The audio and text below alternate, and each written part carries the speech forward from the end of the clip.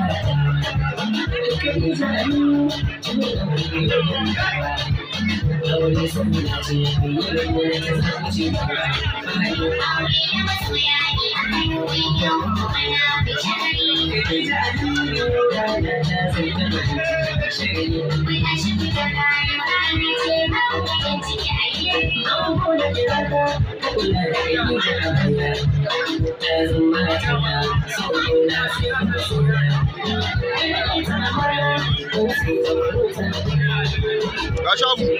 an bari ya ɗan tare su ɗan tare su